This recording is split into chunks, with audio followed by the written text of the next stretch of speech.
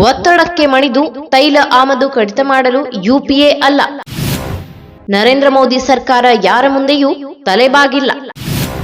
Russia ತೈಲ ಖರೀದಿಯಲ್ಲಿ ಭಾರತ ಹಿಂದೆ ಸರಿದಿಲ್ಲ. ಟ್ವೀಟ್ನಲ್ಲೇ ಸಿಎಂ ಸಿದ್ದರಾಮಯ್ಯಗೆ ಪಂಚ್ ಕೊಟ್ಟ ಬಿಜೆಪಿ. ಒತ್ತಡಕ್ಕೆ ಮಣಿದು ತೈಲ ಆಮದು ಕಡಿತ ಮಾಡಲು ಇದು ಯುಪಿಎ ಆಡಳಿತವಲ್ಲ. ಮೋದಿ ಸರ್ಕಾರ ಯಾರ ಮುಂದೆಯೂ ತಲೆಬಾಗಿಲ್ಲ ಎಂದು ಮುಖ್ಯಮಂತ್ರಿ ಸಿದ್ದರಾಮಯ್ಯ ಅವರಿಗೆ ಬಿಜೆಪಿ ತಿರುಗೇಟು ನೀಡಿದೆ. ಸಿದ್ದರಾಮಯ್ಯ ಅವರ ಟೀಕೆಗೆ ಸಾಮಾಜಿಕ ಜಾಲತಾಣ ಎಕ್ಸ್ನಲ್ಲಿ ಪೋಸ್ಟ್ ಮಾಡಿರುವ ಬಿಜೆಪಿ, ರಷ್ಯಾ ತೈಲ ಖರೀದಿಯಲ್ಲಿ ಭಾರತ ಹಿಂದೆ ಸರಿದಿಲ್ಲ ಎಂದು ತಿರುಗೇಟು ನೀಡಿದ್ದಾರೆ. ಅಮೆರಿಕದ ಮಾಜಿ ವಿದೇಶಾಂಗ ಕಾರ್ಯದರ್ಶಿ ಹಿಲರಿ ಕ್ಲಿಂಟನ್ ಒಮ್ಮೆ ಅಮೆರಿಕದ ಒತ್ತಡದಿಂದ ಭಾರತ ಇರಾನ್ನಿಂದ ತೈಲ ಆಮದು ಕಡಿತಗೊಳಿಸಿದೆ ಎಂದು ಬಹಿರಂಗವಾಗಿ ಹೇಳಿದ್ದನ್ನ ಉದಾಹರಣೆಯಾಗಿ ಉಲ್ಲೇಖಿಸಿದ್ದಾರೆ. ಹೇಳಿಕೆ ನೀಡುವ ಸಂದರ್ಭದಲ್ಲಿ ಯುಪಿಎ ಸರ್ಕಾರದ ವಿದೇಶಾಂಗ ಸಚಿವರು ಕೂಡ ಉಪಸ್ಥಿತರಿದ್ದರು. ಅದು ಭಾರತದ ರಾಜತಾಂತ್ರಿಕ ಇತಿಹಾಸದಲ್ಲಿ ಅವಮಾನಕರ ಕ್ಷಣವಾಗಿತ್ತು.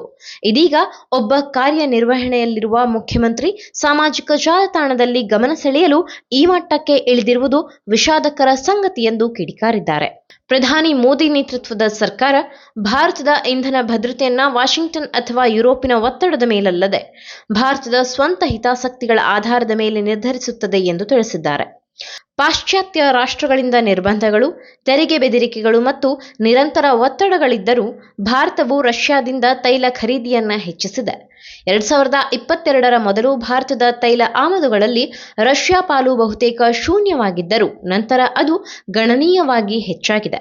ಇಂದಿಗೂ ರಷ್ಯಾದ ತೈಲ ಭಾರತಕ್ಕೆ ಪ್ರಮುಖ ಇಂಧನ ಆಮದು ಮೂಲವಾಗಿಯೇ ಉಳಿದಿದೆ. ಮೋದಿ ಸರ್ಕಾರ ವಿದೇಶಿ ಒತ್ತಡಕ್ಕೆ ಎಂದಿಗೂ ತಲೆಬಾಗಿಲ್ಲ. ಆದರೆ ಯುಪಿಎ ಸರ್ಕಾರವು ಹಲವಾರು ಬಾರಿ ಭಾರತದ ಸ್ವಾಯತ್ತ ಹಿತಾಸಕ್ತಿಗಳನ್ನು ತ್ಯಜಿಸಿದೆ ಎಂದು ಆರೋಪಿಸಿದ್ದಾರೆ. ಇದೇ ವೇಳೆ ಯುಪಿಎ ಆಡಳಿತದ ಕಾಲದಲ್ಲಿ ಭಾರತದ ವಿದೇಶಾಂಗ ನೀತಿ ರಾಷ್ಟ್ರೀಯ ಹಿತಾಸಕ್ತಿಗಳ ಆಧಾರದ ಮೇಲೆ ನಡೆಯುತ್ತಿತ್ತೆ ಅಥವಾ ರಾಷ್ಟ್ರೀಯ ಸಲಹಾ ಮಂಡಳಿ ಪ್ರಭಾವದಡಿ ನಡೆಯುತ್ತಿತ್ತೆ ಎಂಬ ಪ್ರಶ್ನೆಯನ್ನು ಬಿಜೆಪಿ ಮುಂದಿಟ್ಟಿದೆ. ಈ ಮಾಹಿತಿ ನಿಮಗೆ ಇಷ್ಟವಾಗಿದ್ದಲ್ಲಿ ಈ ಬಗ್ಗೆ ಕಮೆಂಟ್ ಮಾಡಿ, ವಿಡಿಯೋನ ಲೈಕ್ ಮಾಡಿ, ಶೇರ್ ಮಾಡಿ. ನಮ್ಮ ಚಾನೆಲ್ನ ಸಬ್ಸ್ಕ್ರೈಬ್ ಮಾಡದಿದ್ದಲ್ಲಿ ಬೇಗ ಸಬ್ಸ್ಕ್ರೈಬ್ ಮಾಡಿ. ಧನ್ಯವಾದ.